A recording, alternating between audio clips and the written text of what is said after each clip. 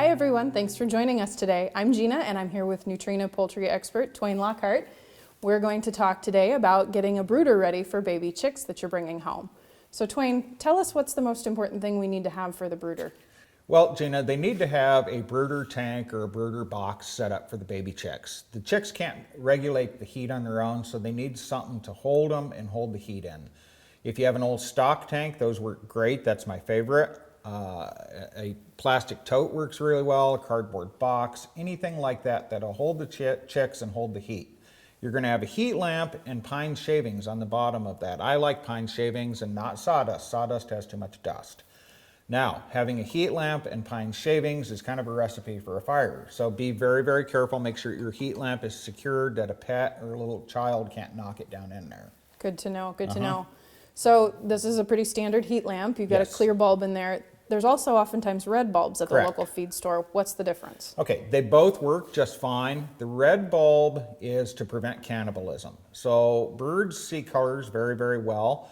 If one of your baby chicks has a bloody spot or a sore, the other chicks will pick at that, and the red bulb will reduce the cannibalism.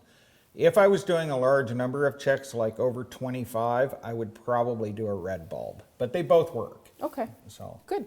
How about feeders and waterers? What do we need to know there? Okay, you can just put it in the dish, but they're going to waste an awful lot of the feed without these little holes on this. They get their little feet in there and they like to scratch. They have that instinct very young, and they'll waste a lot of feed. Okay. They'll also poop in it. Okay, and your water dish, you don't want to just have a dish in there because the chicks may get in there and drown. So that's why this has this lip. Baby chickens are not too bad about that, and obviously ducklings aren't too bad about it, but your game birds and turkeys can be real bad about getting in there and drowning. Okay. So as the chicks get bigger, you will need bigger ones. They'll outgrow these, but initially these work really, really well. Good, good. How about what we put in the feeders? You want to use baby chick starter feed for the first 16 weeks. So maybe somebody's out there has some chickens and they just want to feed the leg crumbles to their baby chicks. That's not a good idea. The calcium content's way too high and can cause kidney damage to your baby chicks. So use chick starter for the first 16 weeks. Great. Thank you so much, You're very welcome. There you have it, folks. Thanks for joining Twain and I on today's chicken tip from Nutrena.